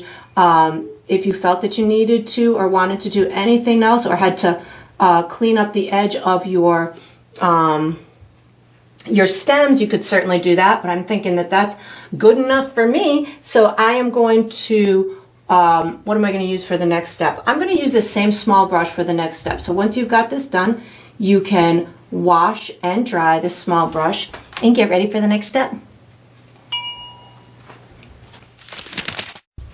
All right, so what I'm going to do for the next step is I'm going to finish the petals on my rose. I'm going to be using my small round brush. The colors I'm going to use are red, yellow, white, and maybe some of my dark red and black if I need to make things darker or blend a little bit. So what I'm going to do is I'm going to pre-mix myself a light red color. That's going to be the color that I use as my highlight color. And we're going to be adding highlights to get these petals to have great form and so we can see the edges, especially on these little ones in the center. So I have pre-mixed myself my light red color on my palette. I probably need more than that, so I'll mix some more. You can certainly take red and just add white to it. However, a lot of times that's going to give you a pink tone. So if I just add white to my red, we're going to need a little bit more than that. My red is very red and it doesn't have a lot of magenta in it, but if you have a red that has a lot of magenta in it, it will turn really, really pink on you, like I don't want to say bluish pink, but I do want to say bluish pink on that really cool pink side. So mine turns a nice light red, but if that's too pink for you, what you can do is add a touch of yellow to it, and that's going to make it, that'll bring it back or bring it into more of like a light red as opposed to just a pink tone. I think I need a little bit more red in there and a little bit more yellow because I have my color there and that is the tone I want. So there we go. A little bit more red, a little bit more yellow. There we go. That's looking pretty good. And then once I've got my light red tone, that's going to be the tone that I'm going to use as my highlight color. I will be using a lot of red as well in order to blend, but the light red is going to be where I predominantly am going for my highlights. So before I start adding my highlights, I'm going to hit it with another layer of red. So I'm going to start with red and I'm going to say, okay, here's my next layer of red. And because I started with a dark base, every time I add a layer of my red, it will get a little bit brighter because it will stop being as transparent because I'm just adding additional layers on top. And it's making it so it gets to a point where it can't see the colors underneath it. So if I want a piece of my petal to pop out, I can add additional red in through here to get it to pop out. I want some additional red in through here. On this particular photo, there's actually a shadow of this petal on this petal. So I'm gonna attempt to get it a little bit in through there, but if I don't get it all the way, I'm okay with that. And I'm just putting a layer of my red where I want those highlights to really take shape or form.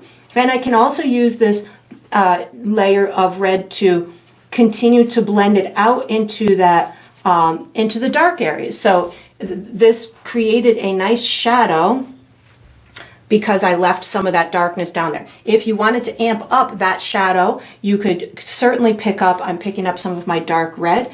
You could certainly do another layer of your dark red and or black down at that edge. So if you need a shadow to dip deeper, that's where you're going to put a little bit more of your red and or black, which I might come back with a final pass. After I've got all my highlights on, I might come back through and amp up any of my shadows. But right now, just going to hit the red parts that I want to pop out some more. So this is going to be in through here. I see that there's a pretty big area in through here that's pretty light. So again, I'm not taking my highlight color yet. I'm just going red right now. This is going to progressively allow me to work my way towards that brightness that I'm going to want. This helps me to blend it into those shadows. I've got some nice brightness in through here, and it kind of dips down with a dark spot here. I'm actually going to pick up some of my black and my dark red to get this little shadow in through here. When I go to the smaller petals, I'm not going to pay as much attention to these little nuances that I'm seeing in the photo, because the small ones I'm not going to care as much about. But these big ones around the edge, if I can get them to do what they're doing in the photo, yay, yay for me. So I'm going to just add a little bit more of my red in through here. That looks pretty good. This one in through here is pretty darn red, so I'm going in with another layer of my fire red. And right in through here is where it kind of meets another petal. So again, I love doing these progressive builds to the light, because for me it just makes it look more natural. It allows me to keep these dark little areas in here. I think actually I want to pull this one over just a little bit further over this edge, just leave just a tiny bit of that shadow between this one and the next one. So something like that looks good. And this just is a way that works well for me. You might find that a different process works for you, but for me, I like doing it this way. So again, I keep building my red right now. And if I had some shadows that I felt were a little bit too bold, like this one in through here, I just overlapped that red a little bit onto that black mark that I had made to dull it down a little bit, but it's still there, but I allowed for it to kind of get a little bit less aggressive. So that looks pretty good. In through here, I feel like I want a little bit of the extra bright red in through here, and it kind of fades into that little darkness there. There's a little ripple on this guy in through here, this little tip of this one. And again, I'm following a photo, so as you're doing yours, if the petal doesn't come out exactly as it is, don't worry about it. There is no two flowers exactly alike. So as you're going through your process, if you want to change up the formation of these petals, that's totally fine. This is just giving you the framework to put them on here. So as I work towards this center, I'm going to probably stop caring about the picture altogether, but maybe in a minute. I see some edges in through here that I want to get some nice brightness to.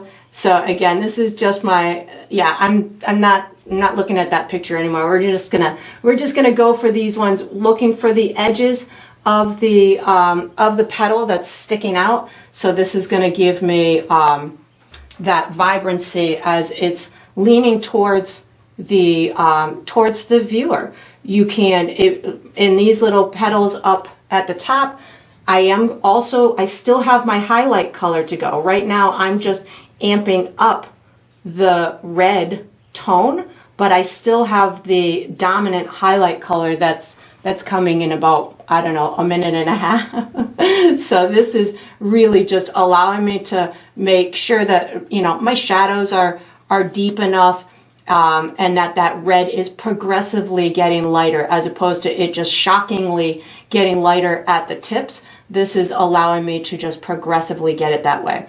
And again, I work with a student grade paint, so my paint is very transparent.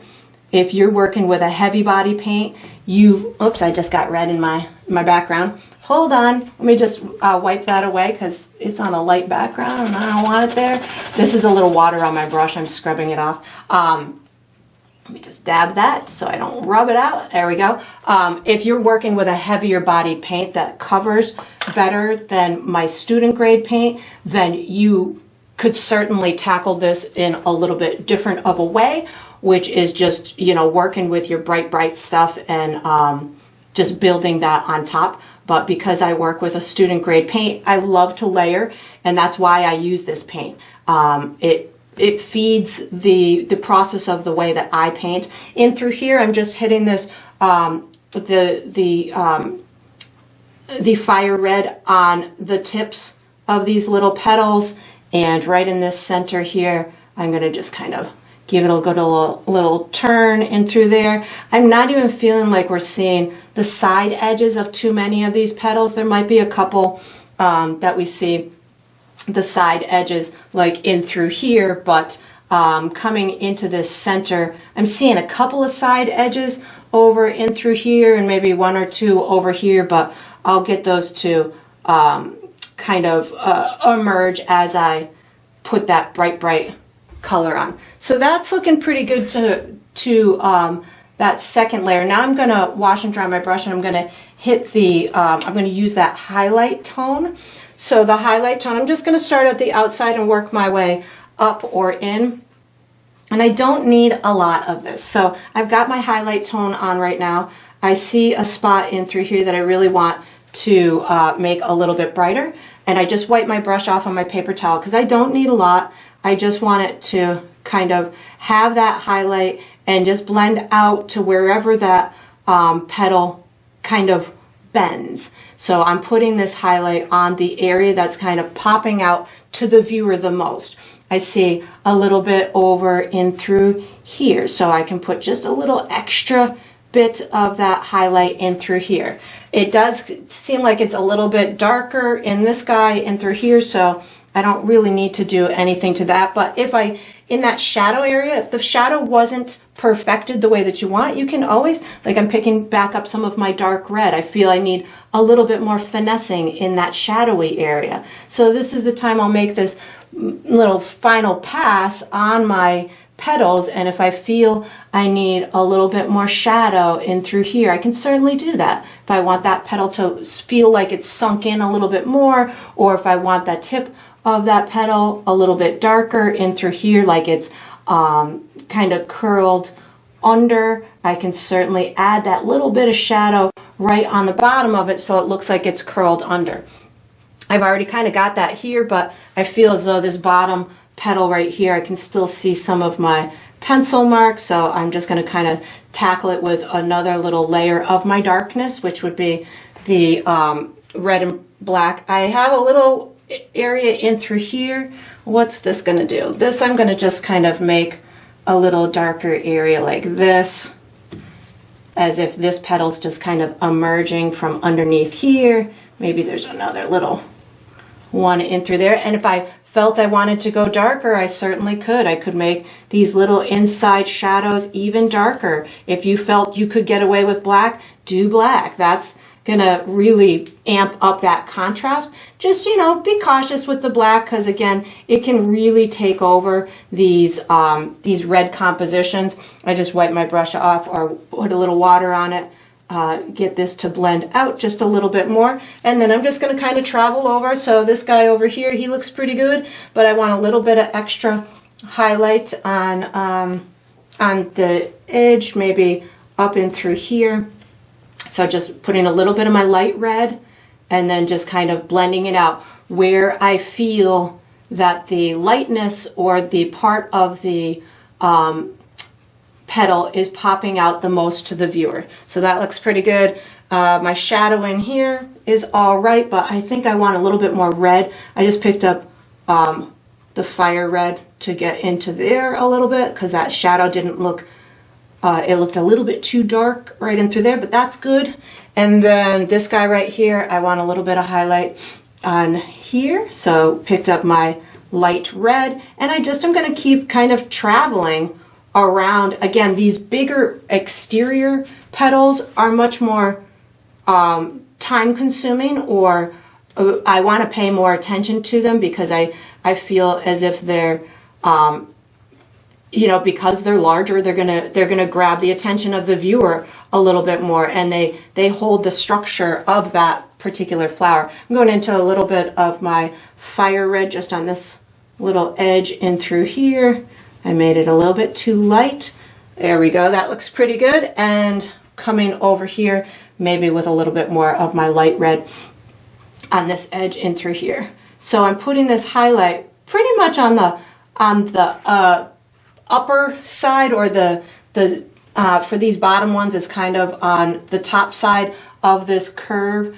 Not totally necessary, it has to go there, but I'm feeling like that's where I'm seeing it the most in the photo. So something like this, that'll say that that's the area that's kind of, again, popping out the most to the viewer. I know I say that a lot while I'm doing these compositions. However, I think that it's pretty important to understand that as you're adding the form to these objects, especially when you want to give it that depth and that dimension. Right now, I'm popping back and forth between my fire red and my light red to get these highlights onto these little pieces in through here.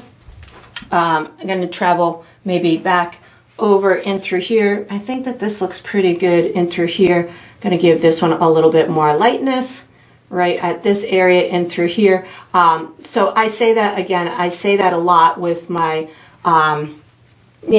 talking about these kind of form and dimension that you want to lighten the area that pops out to the viewer the most. It's just an easy way for me to comprehend it as I'm painting. So I feel that if it's easy for me to comprehend it that way, then it must be easy for everybody to comprehend it that way. Right now, I'm just kind of hitting the little tips of some of these ones that are in this interior. So something like this. And again, as I go into this interior a little bit more, I'm going to be watching my photo less and less, because I don't feel that each and every petal is important to get every single one exactly where it is in the photo. But again, if you feel that that's really important for you to conquer, then you could certainly fiddle with every single one and make them in exactly the same position that they are in the photo. But I don't generally need to do that to make my painterly eye happy, as long as I've given it a good likeness. And I love adding dimensions, so I will kind of concentrate on those dimensional elements.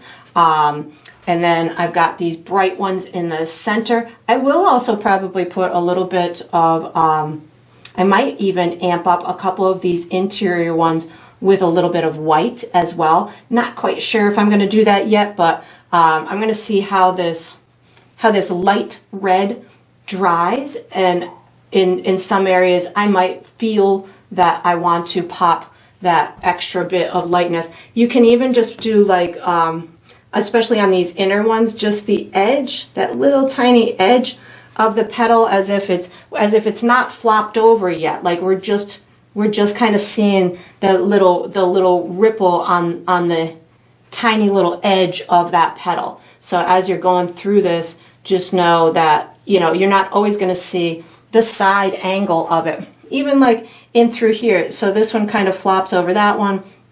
There could be we could be seeing the side of these guys. I'm going to wash and dry my brush. I want to put a little bit of black just so I can show you what I'm talking about by seeing the side of these interior ones. So if you want this to look like we're seeing it kind of in a standing up position, you could take and show kind of the side angle of some of these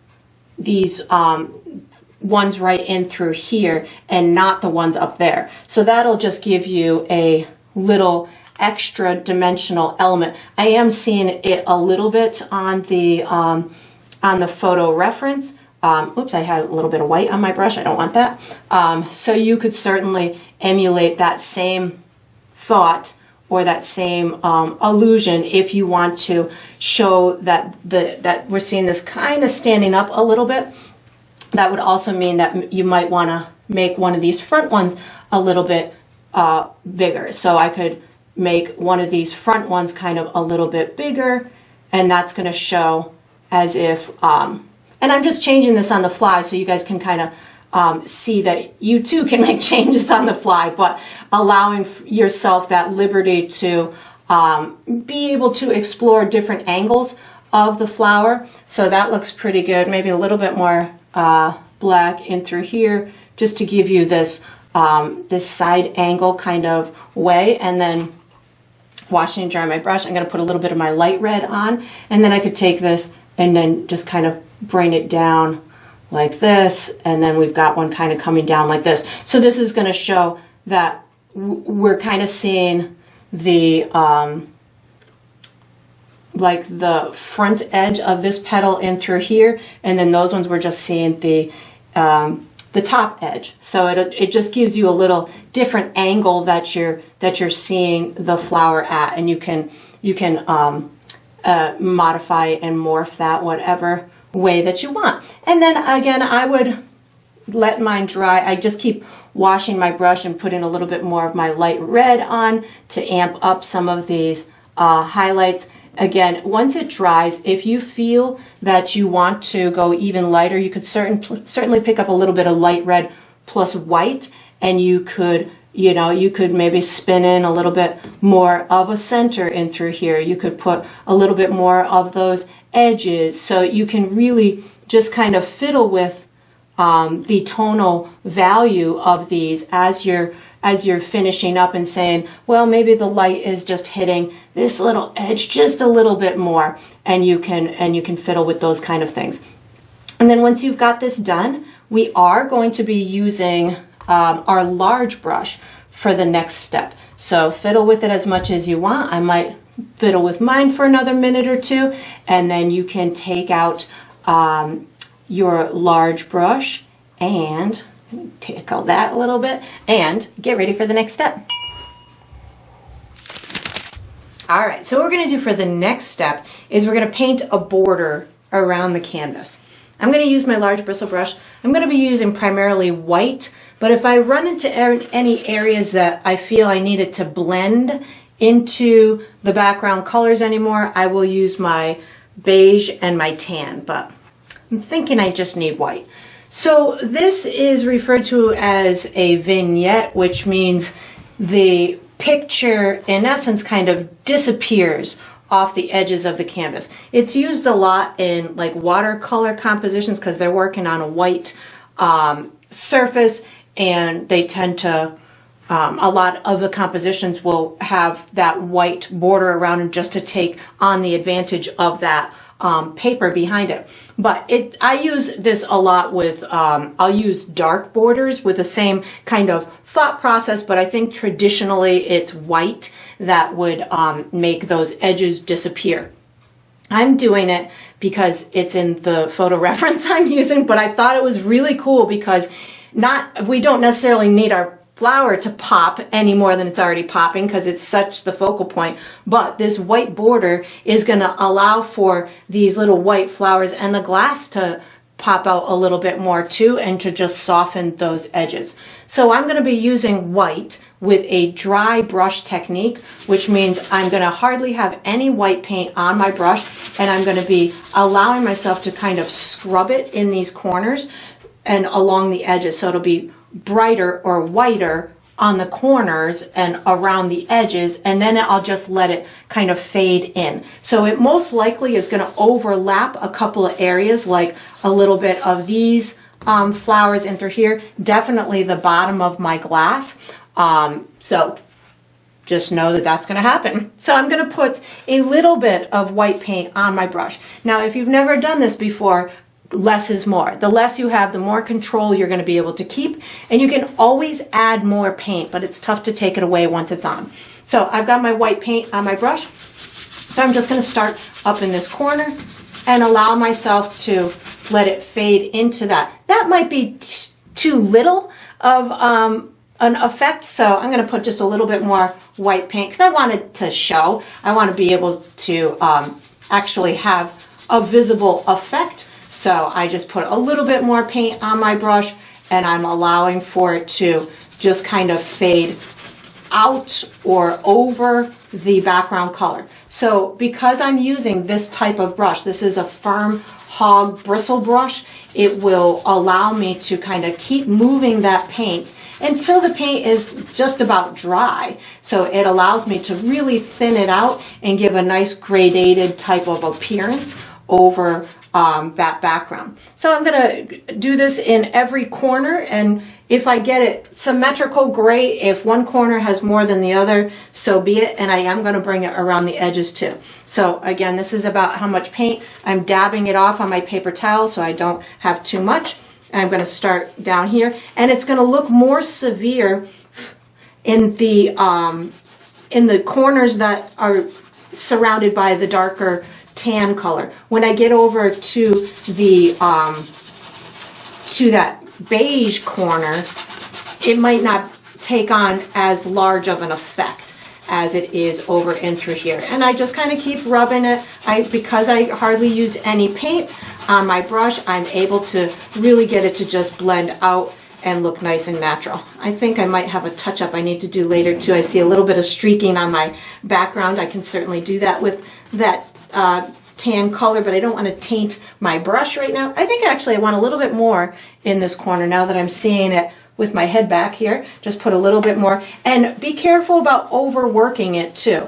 If you get it on and you say, oh, I want a little bit more, just be careful, because you might lift that paint right off the canvas if you scrub it too hard. So if you want more, I would suggest maybe let that first layer dry if you haven't done this before, and then come back with a second layer, as opposed to trying to do what I just did and do 2 layers right on top of each other, which is a dangerous thing to do. So this looks pretty good. I'm digging that. I'm coming right over my the bottom of my glass. I think I want a little bit more down in through here. So just adding just a tiny bit more down in through there, so I can really have the effect of that kind of soft border. I'm gonna, while I'm down here, I'm gonna go over to this bottom right corner, put it on pretty heavy in the corner, and then just kind of get it to fade out. I know I want it up that little side. So you might find that using the tip of your brush is the best, using the side of your brush, using a circular motion. You'll see I'm at times using a circular motion or a back and forth motion, whatever helps you to get that paint to blend out in the way that is visually appealing to you. So that looks pretty good. I'm going to go ahead and do that top right corner. And again, just paint on the tip of my brush, and I pat it off on my paper towel so I don't have too much. And again, if I want more, I can always add more. And you can see now that we're adding white next to this beige color, it was beneficial to go darker than white, because I wouldn't have been able to get this effect if I had gone too light with that beige. And you know, it's definitely a subtle effect up in this right hand corner, but it's enough to please my eye and give me this really pretty border around the painting. And then once you've got this done, we are going to be using our small brush for the next step. So you can put this one away, take out your small brush, and get ready for the next step. All right, so we are on to the final step. This is the final step of every painting, which is to sign it. So I typically sign mine in the lower left or the lower right. I'm going to be using my small round brush. I'm going to sign this in the lower left with tan. I like to use my initials to sign my paintings. You could, of course, sign yours however you want. You could make up a special symbol. You could use the date. You could put your full name. You could even sign it on the back, which a lot of artists tend to do. But it's your painting, so you get to mark it however you would like. And that's going to conclude this painting. I hope you enjoyed the process. I hope you painted yourself a beautiful red rose, and I look forward to painting and sipping with you again sometime.